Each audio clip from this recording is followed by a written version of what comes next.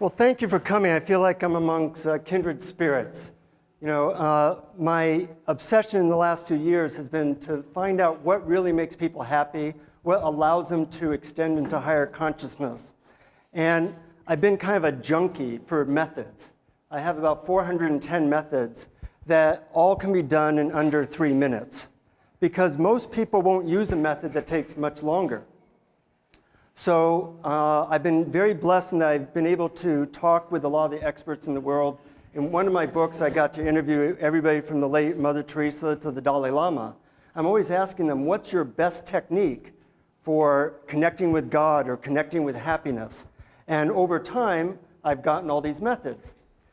I also have become very interested in technology and where it can take us. So I want to give you a vision of what the future of happiness might look like, because that happiness or that vision is happening very quickly.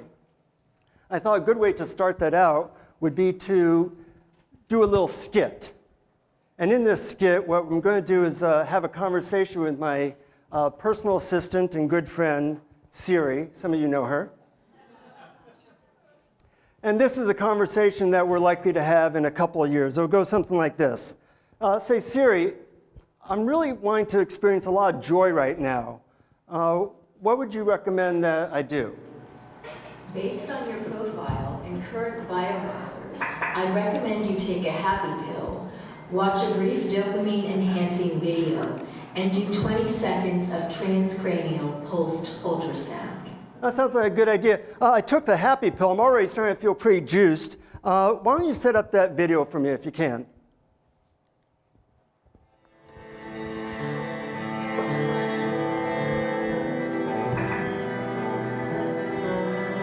This is ultrasound, by the way. Yeah, that feels great.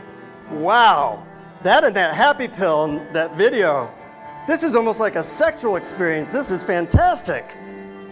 Hey, speaking of sex, I'd like to boost my testosterone a little bit. Can you set that up in my VR set tonight?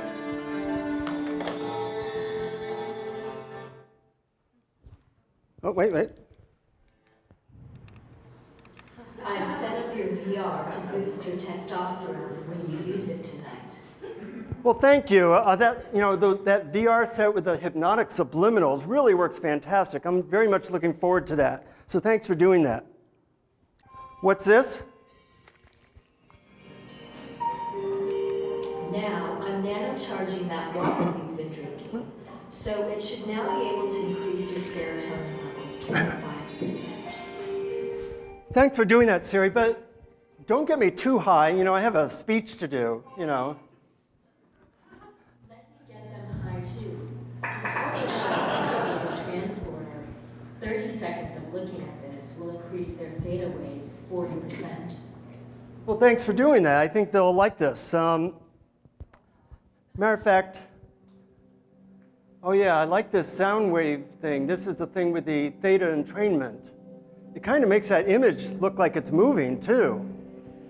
When I look at that image with the entrainment, it just kind of relaxes my whole body. I feel like I can fall into it and just let go completely.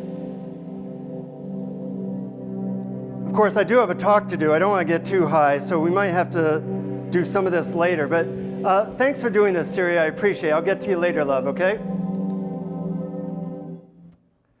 So we all want happiness. The question is how to get there. Historically, we've used incredibly inefficient ways to get there, such as let me control every person and situation in my life to be exactly the way I want, then I will be happy. That is ridiculous. That's why there's so much suffering, is that we don't have simple ways to tap into the joy within that are easy and effective. But I believe all that's going to change. Now, you may have a different word for it. You might call it finding joy or peace of mind. But really, that's what everybody is trying to do through money, relationships, even coming to here today. How can I be happier? How can I feel better? So we've got to figure out simple ways of doing that, and I believe technology is going to change all that very quickly. According to journalist Eric Severide, the biggest business in America is the manufacture, refinement, and distribution of anxiety. We've gotten really good at that. Now, what's also interesting is that depression and anxiety are up 500% in the last 50 years. But what if technology could easily tap us into peace, love, compassion without the negative side effects of dangerous drugs? That's an interesting question. Well, one way of answering that is, what is technology doing right now? Is it helping us? Depending on what your values are, you'd have to say that technology doesn't seem to be helping us to get to a place of love or depth or peace. It's mostly creating what I call WMDs, widgets of mass distraction. 300 Facebook friends does not equal one really good friend, nor does the fact that we have infinite pornography always available to us help with our sexual satisfaction or intimate relationships. So we have to figure out ways to use technology very precisely that will get us to this place of peace and community and connection that we all really crave. And I do believe that we're on the verge of doing that. But in order to do that, you have to define exactly what you're trying to do. Define your target, because you don't want to climb the ladder of success only to find it's against the wrong wall. I learned the importance of defining your target with my roommate in college. He was a great basketball player. And he challenged me to a game of basketball. I said, no, thank you, Tony. But I said, tell you what, I'll play you a game of basketball on one condition. I get to bring out any 1-ounce gadget onto the court and place it wherever I want. He said, okay. So I got out my 1-ounce gadget, looked a little bit like this. I placed it in a strategic location, namely over his eyes. And I said, let the games begin. Now, admittedly, it still ended up being close.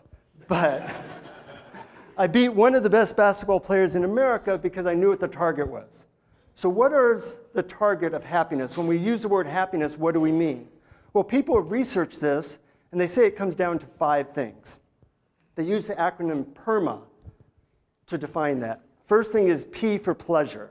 We all like Haagen-Dazs ice cream, or sex, or things like that that give us physical pleasure. E is for engagement. We like to get lost in activities like sports or hobbies. Relationships for R. We all want good relationships. M for meaning. We have a crisis of meaning in this culture where people have lots of pleasure. They even have engagement, but they don't always have a lot of meaning. And last but not least, we want accomplishment. If you can build a product or a gadget that helps increase any of those 5 factors, you're probably going to make a lot of money, and you're probably going to do a lot of good for people, especially if it has no negative side effects. So, what are the criteria for a really good method? Well, I've come up with 14 criteria. And I believe that these 14 criteria really define what are the best methods for transforming consciousness in people on the planet. By the way, I'm going to get your email later, and I'm going to give you a summary of this talk on a sheet of paper with 20 of my favorite joy hacking hacks sent to your inbox, so you don't have to take that many notes if you don't want to. But take the joy hacking method known as TV. Now, I'm not a big fan of TV, but it is the most popular way people have of feeling better. The average American watches 4.5 hours of TV a day. I watch almost none. That means that some guy in Iowa has to watch 9 hours for me. Sometimes I turn on the TV so he can step outside for a few minutes. But why is TV so popular? First of all, it's easy to use, though I didn't spell it correctly. Quickness of effect. You can immediately get into a program. It's powerful. You can lose your thoughts and get very focused on the show. It has the ability to not have really negative side effects, at least as compared to something like heroin. It's easy to learn how to use. It's low or no cost, and it can be done almost anywhere, especially with smartphones. But you don't need to satisfy every criteria to have a very popular product. TV does not satisfy many of these criteria. It doesn't really help with real issues. If you have depression, TV doesn't really help. It's not very good at increasing PERMA. It increases pleasure a little bit, but not that much. It doesn't affect your body, mind, and emotions like some methods do. Take something like meditation. Meditation does improve with practice. I've meditated at least an hour a day for 40 years. It's now my favorite thing to do. And because of all that practice, I enter into a state of bliss whenever I meditate. TV Doesn't do that. No matter how much you use it, it's always about the same. Also, you want a method that can help other people if possible, and luckily there are a lot of good methods that can do that, or leads to greater maturity, either emotionally or spiritually. Some apps really do that now, say something like Headspace or Buddhify. You can really get more mature, more spiritually aware through some of these apps that are now out. And you also want for a method that not be very noticeable to other people, because that way you can do it in the office. So those are just some criteria. There might be others, but that's a way that you know that there's a good method. Now, the most important of those criteria is it easy? Does it pass the 20-second rule? Meaning, can you use it with 20 seconds or less of effort? You know, with TV, all you have to do is move your thumb a quarter of an inch, and you have access to 500 channels. That's pretty good. Now, I believe that there's a lot of good gadgets. I brought about a dozen of my favorite gadgets out there, and you can look at them after the talk. And the person who co-founded or founded the Muse is here. Muse is a good product. Think is a good product, neurostimulator. The problem with these products is that they take about 3 minutes to actually get working properly. And they'll lose a lot of people because they don't follow the 20-second rule. Now, only if you're a realist and you really understand how human beings operate can you create a gadget or an app that really is going to affect a lot of people. So that's an important rule to be aware of. Now, 5 promising methods of joy hacking, as far as I'm concerned, are gratitude, because if you can tap into gratitude, you have done an amazing thing. It's one of the most powerful, positive emotions there are. Second thing is to be able to increase your friendships and kindness. These are what positive psychology says are the 5 best avenues for quickly increasing your level of happiness. Third one is overcoming fears and anxiety, tapping into feelings of love, and of course, becoming focused on now, or what some people call awakening. So I want to go into some detail about how to do each of these 5 hacks so that you have some personal experience tonight and might be able to develop a product that helps people in this way. First one, practicing gratitude. You know, in the 90s, when I interviewed all those spiritual leaders, a lot of them said that their favorite way of connecting with God was to practice gratitude. Later, I interviewed a lot of psychological leaders, everybody from Oprah to Wayne Dyer, and the answer they gave when I said, what is your favorite method for being happier? The number one answer was gratitude. Interesting. So how do people tap into gratitude? Well, the way most people do that is they try to get every single person and thing in their life to be exactly the way they want, so then they can feel grateful. That method is really shitty. Because how often does that happen? A few years ago, I heard about an Indian guru who supposedly had this magical mantra to help people feel overwhelming gratitude. Well, I'm always looking for great methods, so I flew 18,000 miles to meet this guru to find out what he's suggesting. You know, and India's not an easy place to get to. You fly 18,000 miles, and then you take a rickshaw for 2.5 hours to get to the ashram. Then it was a 4-hour line, and I'm jet lagged, and I'm worn out. Finally, I get a chance to talk to this guy.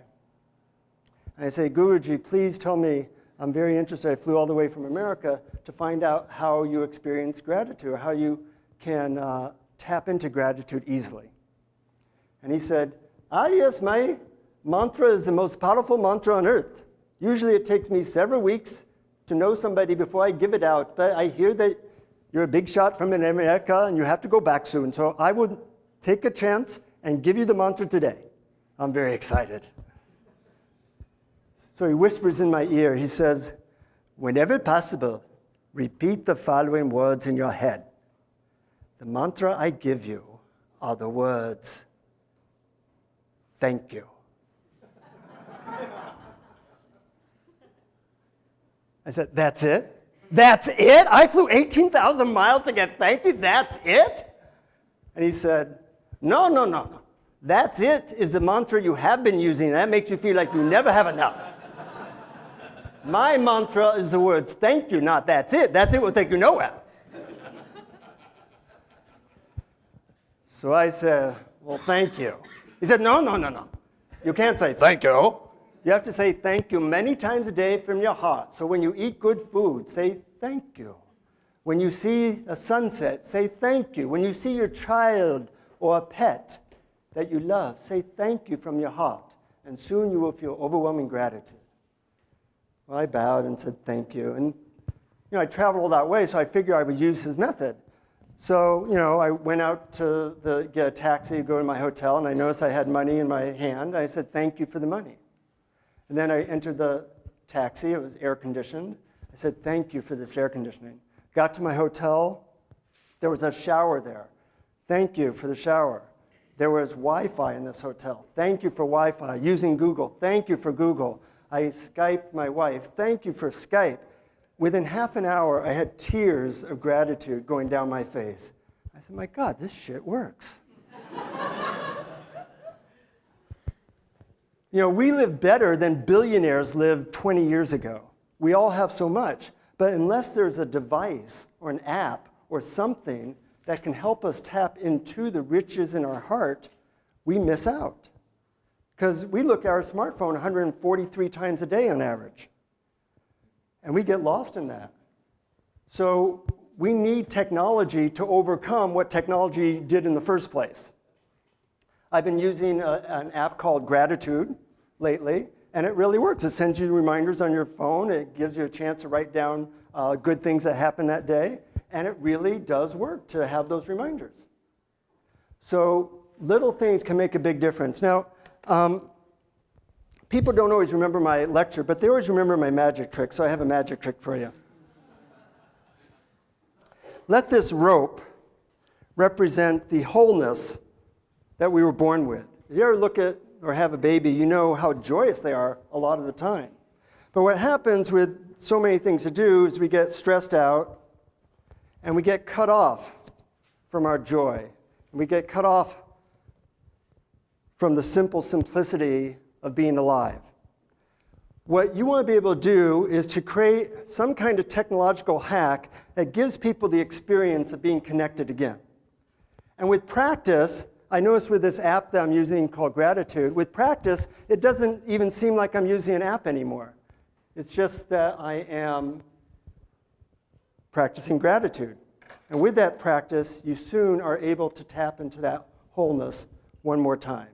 That's what we're trying for. Pretty good, huh?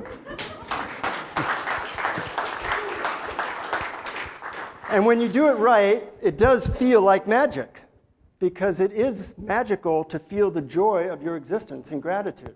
Let's talk about another area. According to positive psychology, if you want to be happy, the best way to do that is to invest in relationships. The quality and quantity of your relationships determines, to a large extent, your happiness level. And there are some great apps for doing that. Things like Couple or Between, where you create a digital sacred space between you and your partner. And it helps give you ideas for dates and little pictures and things like that you can send to them real easily. It's kind of fun. Now, what's interesting is one of the best ways, or the best way, to increase your happiness quickly is to do an act of kindness for a stranger or a friend. I looked at the App Store to see how many kindness apps there are. There are exactly 0 that work. There are a few, they don't work. So the most powerful way to increase human happiness, now there is not a single app in existence on Earth to do that, to come up with reminders, to give you ideas of how to be kind. That is such a missed opportunity. Now there's an app called Kinder that has like 2-second videos you can send to friends, which is kind of fun. That's better than nothing. But if you can find a device or an app that helps people feel connected with each other, you got something good going. Even Tinder, which is not quite that, but it does do something, is very popular. If you can help people overcome their fears, there are some great websites and apps for that. Something called Self-Help for Anxiety Management, or SAM, is helping a lot of people with PTSD. If you can do something like listen to a guided meditation on Headspace or Buddhify, that can help a lot. So these little things which follow the 20-second rule, meaning people can immediately tap into them, are going to help a large part of humanity as they get better and better. So I would definitely recommend that. You know, our fear of rejection and failure makes a huge impact on our life. When I was younger, I was so afraid of rejection that I'd never asked a woman out in my entire life as an 18-year-old. Luckily, I had a friend, not a technology, but a friend who said, if you can ask 10 women out and get rejected 10 times today, I will treat you to a trip to Hawaii. This changed my life because I went up to the first woman, I'm literally shaking and sweating, beads of sweat dripping down my face, but I'm willing to do it because I want to get those 10 rejections and go to Hawaii. So I go up to the first woman, I go, hello? She turns around, she says, are you all right? Do you need an ambulance? I said no, and then, I got my first rejection. And as you face your fears, you get better very, very quickly. By the fourth woman, I'm feeling great because I'm breaking through this lifelong fear. But eventually you kind of develop a script, you know how it's going to go, but the seventh woman ruined it. By now I'm feeling very comfortable. I say, hey, I'm new here, you look like a very nice person, would you like to go out and have a meal sometime? And she said, sure. It was at that moment I realized I had no script for sure, so I said, sure what? She finally, wrote down her phone number. And then when you get over your fears, it can change your life. Literally, the next 7 women I asked out all said yes. When people ask me, how did I get a chance to meet the Dalai Lama or Mother Teresa or Oprah or all these people that I've been able to connect with, I say, when I was 18, I faced my fear of rejection, and I figured out a way to lessen it. Ends up, in this case, it was hard to get the 3 final rejections. I finally had to start acting like a jerk. In fact, I went up to a woman and I said, hey, baby, how about you and I? You want to go out Friday night? I'll show you a really good time. Ends up, she said, sure. She figured anybody that weird or straightforward she wanted to get to know. But I finally got those 3 final rejections, but I learned how to face my fear. If we can develop an app or a gadget that helps people with that, you'll be doing a lot of good in the world. Getting to a place of love. We all want that. And many of you, how many people here know the Institute of Heart Math? Okay, most of you. They develop very simple technologies to get people focused on their heart. One of their methods, Inner Balance, can teach you how to get to a place of heart coherence very quickly. I thought I'd do a 1-minute guided meditation. This 1-minute guided meditation has a lot of research showing that it actually affects your stress hormone levels for 5.5 hours. Now, this is a picture of my puppy, who I love a lot. What I want you to do is to think of a person or animal that you love a lot. And in 60 seconds, I think will get you to a place of deep love. So close your eyes for a moment. Take a deep breath. And imagine you can breathe right through the center of your heart. Feel your heart, the warmth of it. Now think of a person or animal or child that you have great affection for. And remember special times with this being. Think of how much you love being with them and how grateful you are that they're a part of your life. If you want, you can imagine hugging them or holding them and telling them how much they mean to you.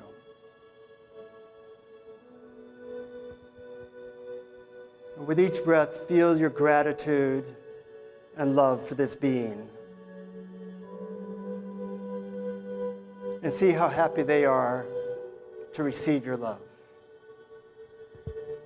And when you're ready, take as much time as you need. Begin to very slowly open your eyes.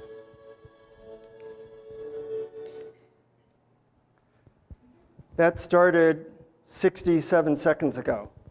Even in a minute, with the right technology, people can get to a place of care. So we need technological fixes that help people to remind them and get to that place. And last but not least, in terms of approaches, diving into now. We all know this is important, and we're all poor at it. Luckily, there's some good mindfulness apps now. But getting right to this moment where you're just focused on the sound of my voice, your butt on your chair, the feeling of breathing is hard because we all have these stories in our head going all the time. But what if you could develop simple things like transcranial pulse ultrasound, or the Think, or the Muse, or these other gadgets, and including some pills that can get you right into the present moment without negative side effects. Human consciousness could change if a good product came out like that, and we're getting a little bit better every year. It's very exciting. So the low-hanging fruit, as far as I'm concerned, is apps to increase gratitude, such as Gratitude Journal, intimacy, such as Couple. Immediate body stimulators. This thing costs about 98 cents. It's a tingler. You can get incredible amounts of joy just by doing this simple thing. At Burning Man, I had two people put 2 tinglers on my head and 1 on each knee. It was the most pleasurable sensation I'd had in my life. That's pretty good. That is a powerful technology, and more people should be using it. So things like that, pills. Michael was talking about nootropics earlier. These are getting much better. I have a website. I have no financial tie to any of these places, called Web Nutrients. They have something called NewStacks. I tried something recently. It mimicked the effects of ecstasy almost perfectly for me. I did my master's thesis on the therapeutic effects of MDMA, so I know MDMA, I know ecstasy. And this was just as good with no negative side effects. Now, that's not going to stay a secret for very long. And when we develop pills that can actually allow people to expand their consciousness safely, good things are likely to happen. And also apps and devices to quiet the mind and open the heart. Now, there's 4 categories of joy hacking. I want to briefly mention those in case you are thinking of creating a product. The first category, which is doing really well now, are things which I call sensory and reality simulators. These are things like VR, massage chairs, video games. The problem with some of these things is they can be very addictive. But there's now some very good VR programs for overcoming PTSD, for doing various forms of therapy, and they work pretty well. And of course, they're going to get a lot better. And in the next year, you're going to be hearing a lot about some of these things. Brain enhancers, the second category. Pills, DBS stands for deep brain stimulation, now costs about $50,000. You can directly stimulate the joy centers of the brain. Within about 10 years, they expect that will be about $300. That's powerful stuff. EEG, TMS, transcranial magnetic stimulation is a great way to overcome depression now. Transcranial ultrasonic stimulation is just becoming a research item. Things like this are increasing through Moore's law, getting about twice as good every 2 years. So it's definitely something to be aware of. Social robots, apps, and AI. A lot of you probably saw the movie Her, where somebody falls in love with his operating system. That's probably about 13 years away right now. There are also other things such as, this is a big yuck factor, Roxy, the sex robot. This is a robot you buy for about $3,000 that you can have sex with. I was rather skeptical. I talked to somebody who owns one, and he said, I quote, "It's the best sex I've ever had." So I don't own a Roxy yet, but things like this tend to get a lot better very quickly, especially when there's a lot of money involved. And in Japan, social robots are very popular amongst the elderly. And of course, apps that allow people to connect with each other are very popular. And the fourth category, which most people don't know about, are things which I call high vibration emitters. This is one of them. This emits pleasant vibrations. If you're sensitive, when I meditate, I hold this, and it helps me get into a state of bliss within about 30 seconds. In fact, I have to put it down because I will start melting if I hold on to it very long. And there are other things like that as well. They are expensive now. A friend of mine invented something called the Atlantis High Life that puts out this field into a room. It costs about $70,000, but it would make everybody in the room feel like they were high on LSD. Pretty powerful stuff. This is a picture of Sai Baba right here. He was a guru I spent some time with. If you were within about half a mile of Sai Baba, you would feel blissed out. someday we're going to figure out what these gurus are putting out energetically, find a way to duplicate them vibrationally, and affect large masses of people all at once. That is happening slowly but surely as the technology improves. So if you can find a product that does that very easily, you of course have helped a lot of people. So what is the future of happiness? Well, I see two possibilities ahead. One is that we find machines, gadgets, apps, whatever you want to call it, pills, that dramatically increase people's ability to tap into joy, love, compassion. And human evolution evolves to a whole new level of consciousness with the aid of technology. That's a possibility. There's also a possibility that we'll create something that just stimulates the pleasure centers of the brain, and you and I will spend the rest of our elderly life just going like this on that button.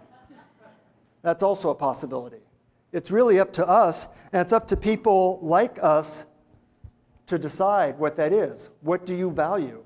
Create products, create gadgets that move you towards love or gratitude or connecting with your mate rather than just distraction.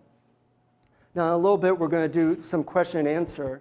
And during that time, I'm going to pass out a sheet. But this is my website if you want more information about me. I have some books and CDs over there. If you're interested in gadgets, or not gadgets, but methods, I have a 6 CD set that has 30 of the best methods to be done in under 2 minutes. Become aware of what these methods are, because not only are you helping yourself, but you're helping all the people you know as you let people know of some of these methods that really can make a difference in people's lives. I am going to do some question and answer. I'm going to pass out a sheet. My friend and a couple other people are going to pass out a sheet. I'm coming up with the book title for my next book today by what you write down. It has 3 possibilities. Rate them. And a place for you to put your email address. Tomorrow I will send you a sheet with my 20 favorite joy hacking hacks. Where you can get them, how much they cost. I have no financial tie to any of them. They're just great products. One of them, of course, is the Tingler. On sale at Amazon for 98 cents at the right website. So we're going to spend some time doing Q&A. Please fill out that sheet, and I will send you that page tomorrow. Let's do some question and answer. Great. Jonathan, I have a question. Can your CDs be obtained online for those of us who like downloads rather than reading? Yeah, you can download them at my website, Finding Happiness. Awesome. Okay, great. Wherever you want, well, right over there, that's good. And after the question and answer, I do have one story I want to share with you, which I think will be very appropriate for this audience, but let's begin with the first question. So I had 2.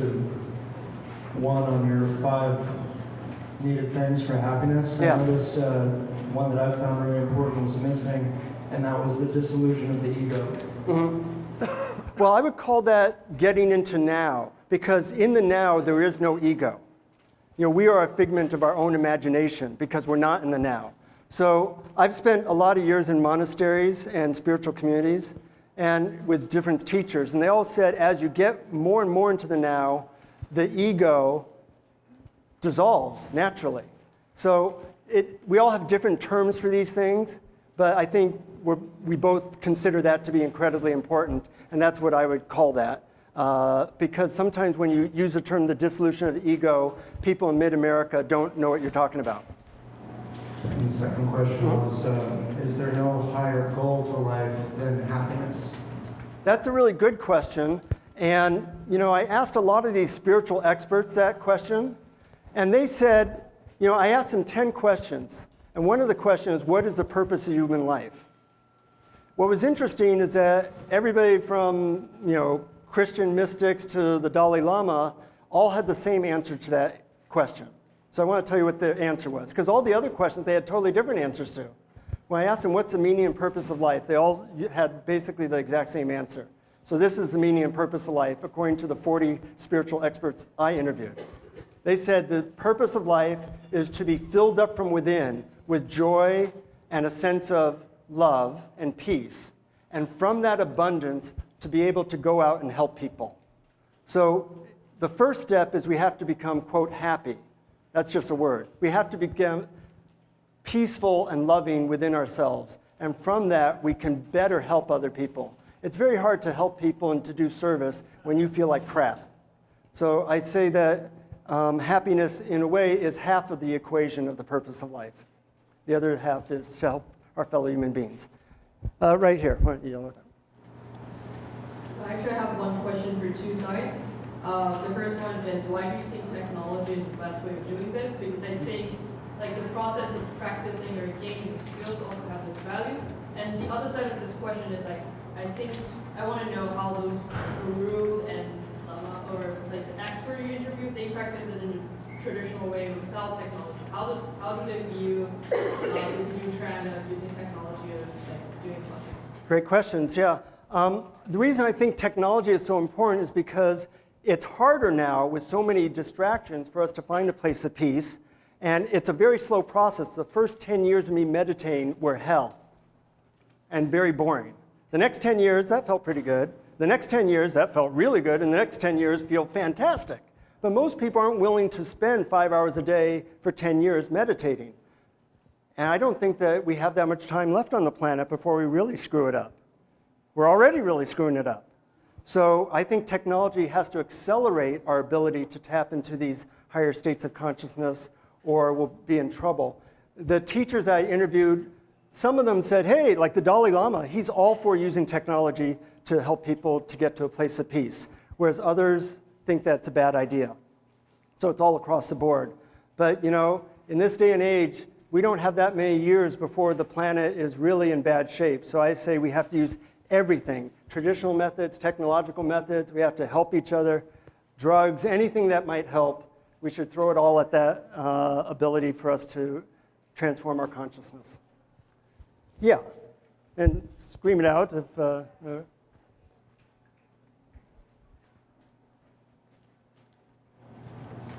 After so much quest for happiness, you or any of those gurus, thought thinkers that you have interviewed has reached a point of liberation, or do you think you're just further along the way than us?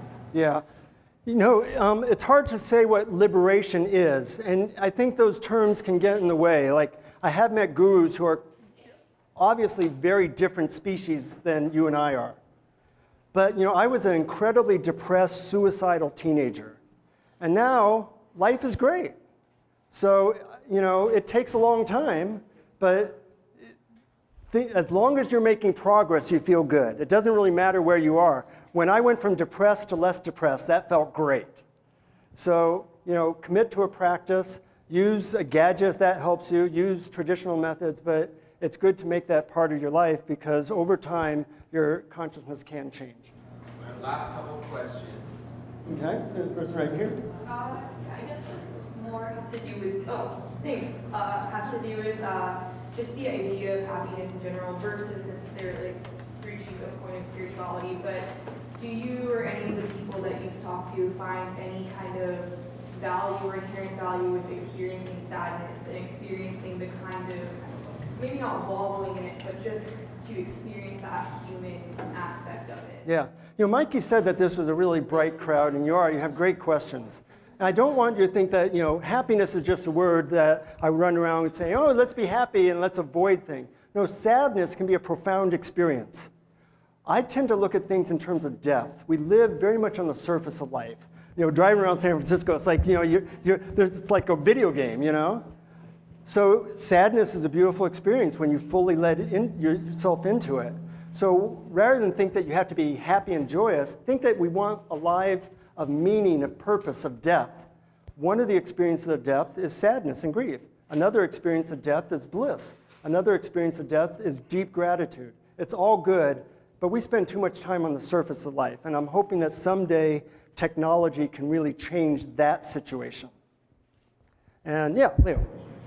Is it possible to OD on all this stuff and become so blissful and happy or incapable of functioning in the real world? Yes, you know, everything is possible to screw up. You know, when I was a graduate student, I tried, you know, this drug ecstasy, and I said, this drug makes you feel like total love. How are we going to screw it up? I never thought that would be used as a dance club drug, but we tend to take things and we tend to use them in the most superficial way possible. Like TV could be a great education tool, but we use it to pass the time. So we have to be careful that the things that we create don't become too addictive or don't become an avoidance of something. And my goal is if you put out enough good gadgets, enough good things, enough good apps, it's really hard to screw up Headspace or Buddhify, where you're using that all day to meditate. You can, but it's harder than heroin to screw that one up. So yes, you can make anything less than, but if there's enough things out there, I say everybody has to find the thing that helps them get into their heart and get into peace, and it's different for different folks. Unfortunately, we don't have any more time. I will be around, yeah. And I do want to end with a story. Ends up that Steve Jobs and I went to the same high school in San Jose. He was a senior and I was a freshman. And I've never shared this story in public, so it's impactful to me. I hope it means something to you.